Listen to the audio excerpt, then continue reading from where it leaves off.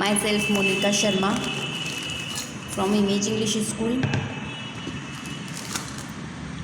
My subject is Hindi, Standard 8th. Second semester chapter number 7 chapter मैंने आपको explain कर दिया है। मैं अभी आपको हार्ड वर्ड एक्सप्लेन कर रही हूँ, हार्ड वर्ड टिक करवा रही हूँ। First you write hard word in your CW, okay. Then you will write शब्दार्थ and then all exercises, okay. Chapter number 7 हार की जीत।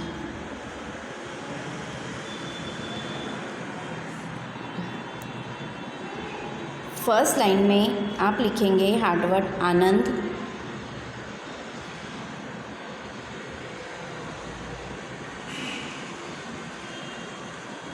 सेकेंड लाइन में अर्पण, प्रसन्न,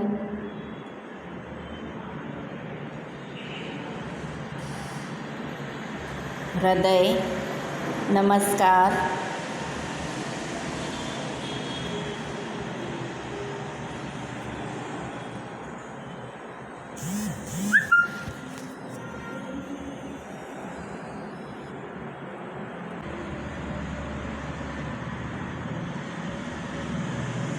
कुख्यात, हृदय तो लिखवा दिया, कीर्ति,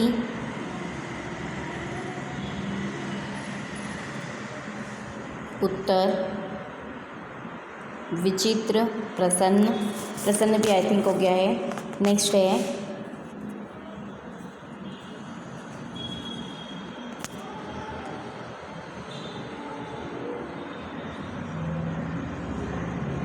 प्रशंसा, तुम्हारा, सुंदर, उपस्थित, अस्तबल, सहस्त्रों, आश्चर्य, पश्चात,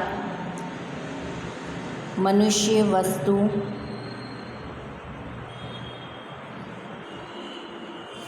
प्रतिक्षण,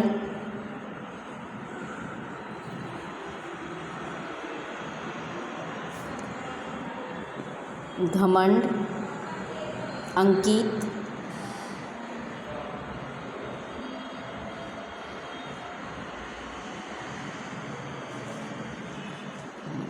नेक्स्ट पेज, संध्या, प्रसन्नता, परमात्मा, दुर्गा दत्त,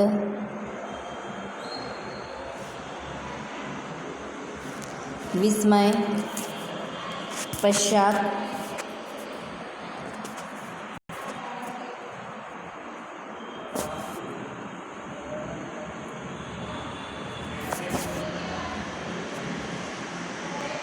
वृक्ष,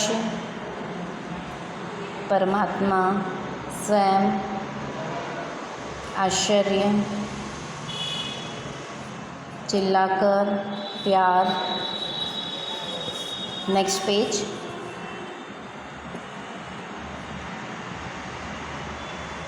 प्रार्थना, अस्वीकार, आज्ञा, प्रकट, प्रयोजन, सिद्ध, उत्तर, विश्वास, शब्द, पवित्र, अंधकार,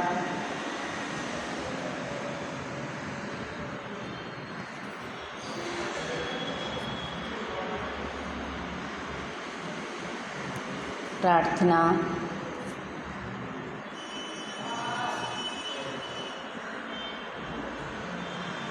भक्ति, सन्नाटा,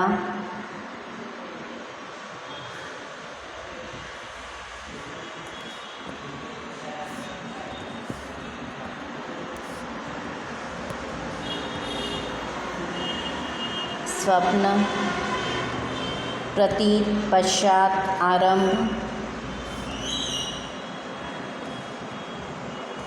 रात्रि,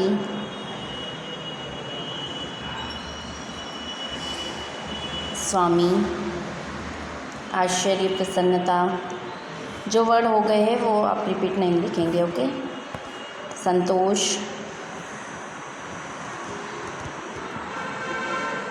बस complete hard words. Now I explain शब्दार्थ।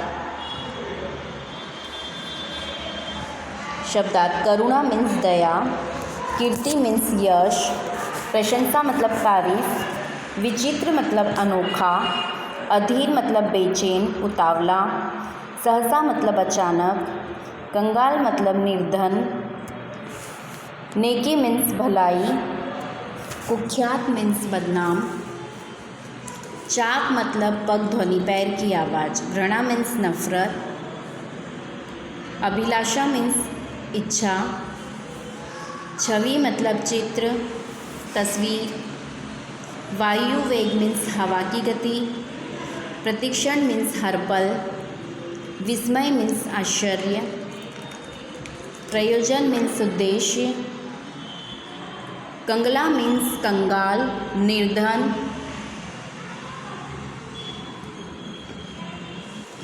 अपाहिज मीन्स विकलांग, बाका मीन्स सुंदर और बहादुर,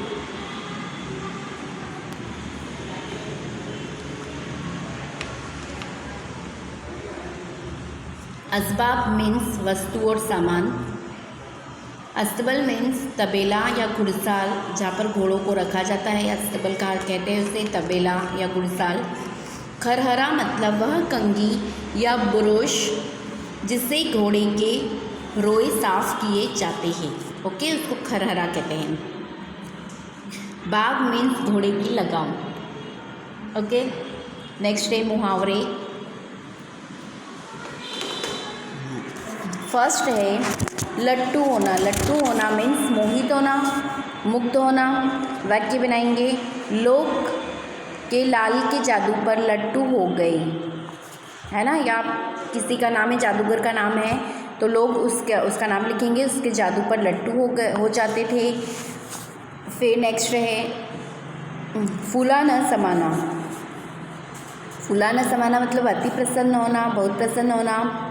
वाक्य बनेगा, लोगों के मुंह से बेटे की प्रशंसा सुनकर माँ फूला न समाई। नेक्स्ट है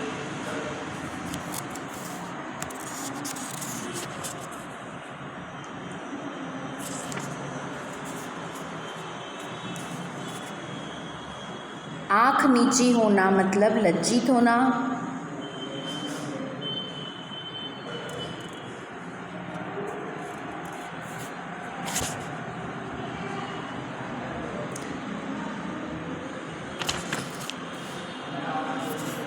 इसका वाक्य अपने आप बनाएंगे, फूट फूट कर रोना। फूट फूट कर रोना मीन्स जोर जोर से रोना, बहुत रोना या जोर जोर से रोना। इसका वाक्य भी आप मन से बनाएंगे, सांप लौटना। सांप लौटना मीन्स ईर्ष्या होना, है ना। ईर्ष्या होना मतलब कि जैसे अपना फ्रेंड है कोई, उसको हमसे ज़्यादा अच्छे मार्क आ गए, या उसकी मतलब क्लास टीचर ज़्यादा उसकी इम्पोर्टेंस दिखा, मतलब उसको इम्पोर्टेंस देते हैं, है ना, तो किसी को ईर्ष्या होने लग जाती है। तो ऐसा बोल सकते हैं कि रमेश टीचर मतलब जो शिक्षक है वो रमेश को ज़्यादा ध्यान देते या ज़्यादा पूछते हैं, तो पंकज में सांप लौटने लग गए, है ना, इस तरह से हम बोल सकते हैं। सांप लौटना मीन्स ईर्ष्या होना किसी से। सिर मारना मीन्स अत्यधिक मानसिक परिश्रम करना।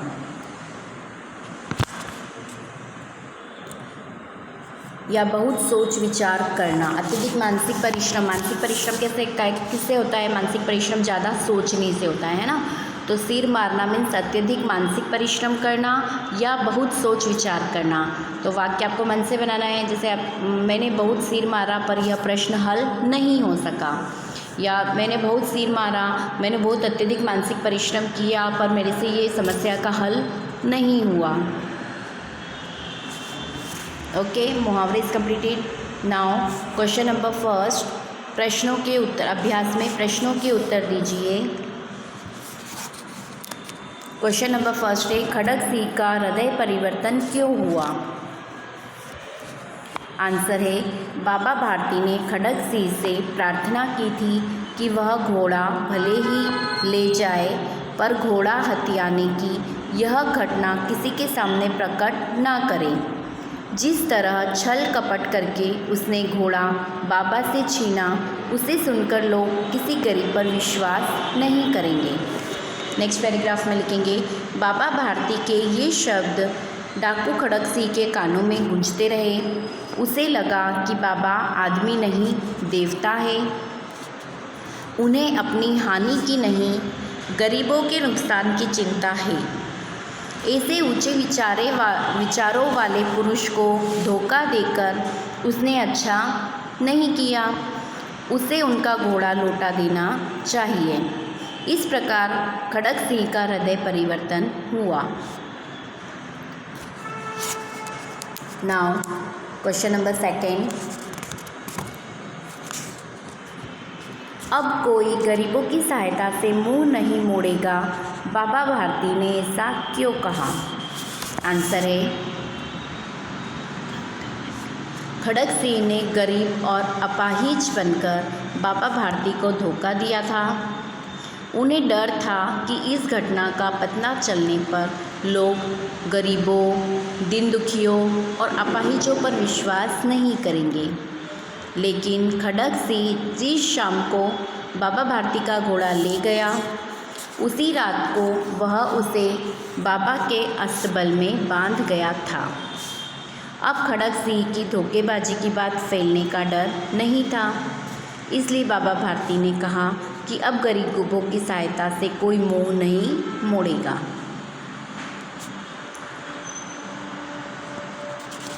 Now question number 3। यदि बाबा भारती की जगह आप होते तो क्या करते?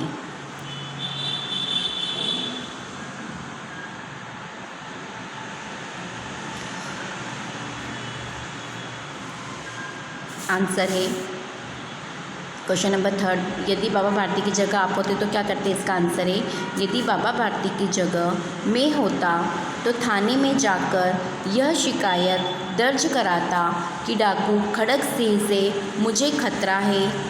वह मुझे धमकी दे गया है कि वह मेरा घोड़ा मुझसे छीन ले जाएगा। उसकी धमकी के कारण मैं 24 घंटे भयभीत रहता हूँ। पूरी रात घोड़े की रखवाली में बीत जाती है। अपने बचाव का मेरे पास कोई उपाय नहीं है। वह किसी भी समय मेरे घोड़े उठा ले सकता है।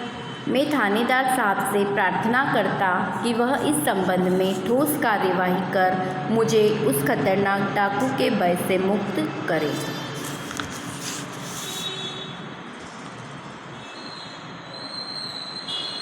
Complete this answer.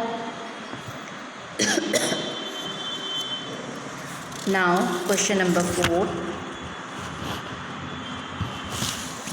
इस घटना को किसी के सामने प्रकट न करना, ऐसा बाबा भारती ने क्यों कहा? आंसर है, इस घटना को किसी के सामने प्रकट न करना, ऐसा बाबा भारती ने क्यों कहा? आंसर, बाबा भारती संत पुरुष थे। दीन दुखियों के प्रति उनके हृदय में अपार करुणा थी। किसी अपाहिज की करुण पुकार सुनकर उनका हृदय पिघल जाता था।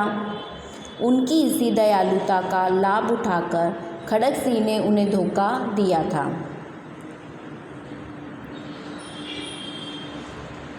बाबा भारती को लगा कि अगर खड़ग सिंह की इस धोखेबाजी का पता लोगों को लग जाएगा तो वे किसी गरीब या दीन दुखी पर विश्वास नहीं करेंगे।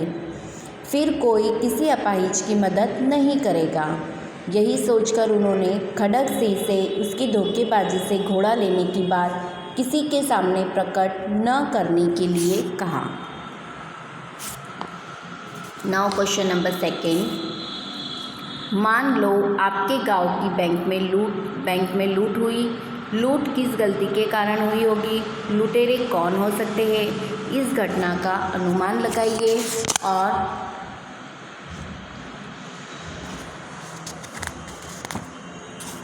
लूट या चोरी से बचने के लिए आप क्या क्या सावधानी रखनी चाहिए, अपने दोस्तों के साथ चर्चा करिए, है ना। ये वाला क्वेश्चन अभी मैं कंप्लीट नहीं करवा रही हूँ आपको। नाउ क्वेश्चन नंबर 3 भी आपको नहीं करना है, परिच्छेद पढ़कर प्रश्नों के उत्तर दीजिए। ये मैं आपको सिर्फ एक्सप्लेन कर रही हूँ, आपको CW में नहीं लिखना है ये।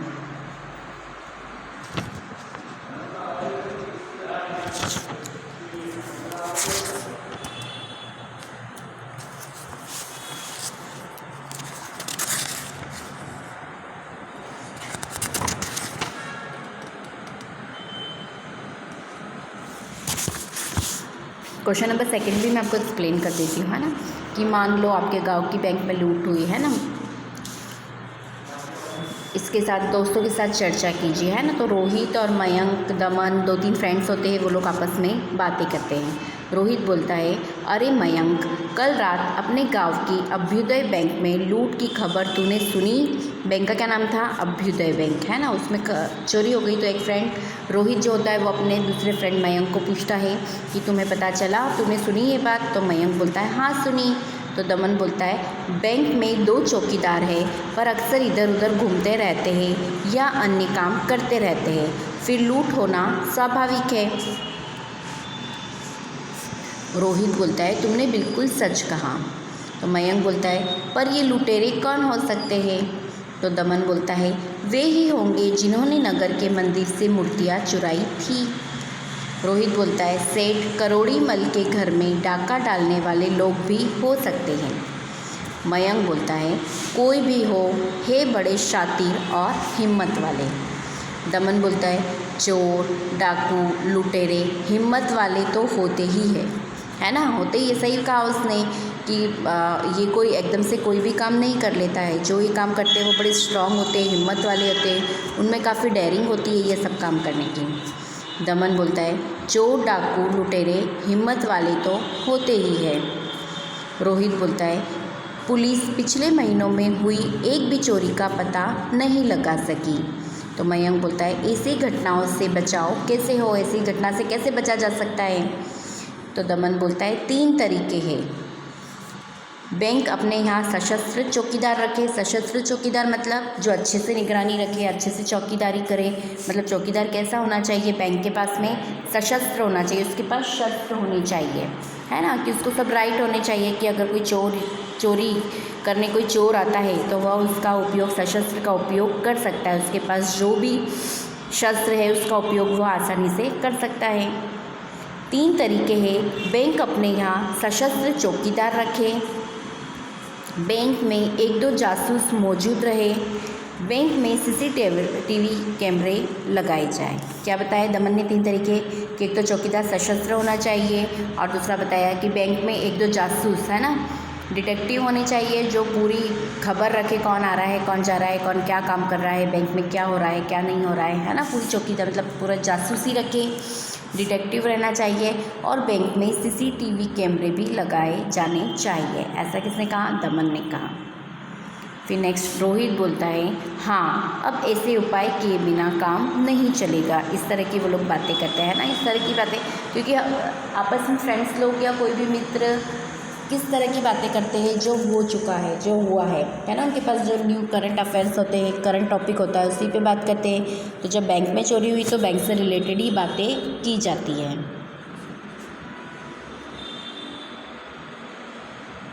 नाउ क्वेश्चन नंबर 3, परिच्छेद पढ़कर प्रश्नों के उत्तर दीजिए। सोना अचानक आई थी, परंतु वह अब अपनी शोषावस्था भी पार नहीं कर सकी थी। सुनहरे रंग का, रेशमी लच्छों की गांठ के समान उसका कोमल लघु शरीर था। छोटा सा मुंह और बड़ी देखती तो लगता था कि अभी छलक पड़ेगी। लंबे कान, पतली सुडौल टांगें, जिन्हें देखते ही प्रसुप्त गति की बिजली की लहर देखने वालों की आंखों में कौंध जाती थी।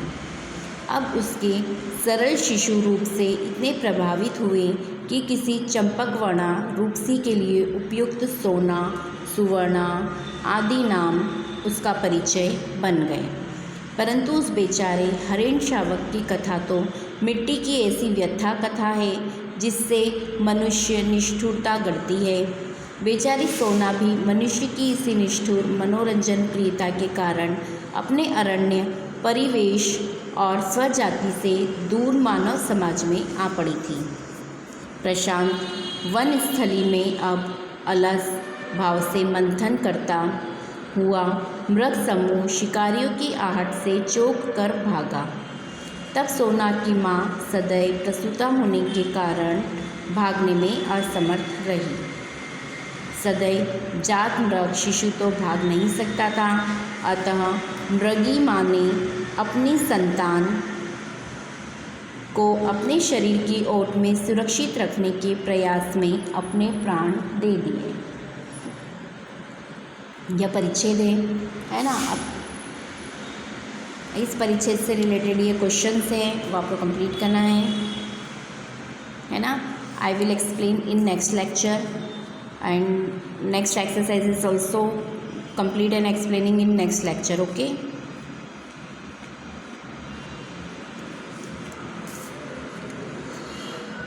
Thank you.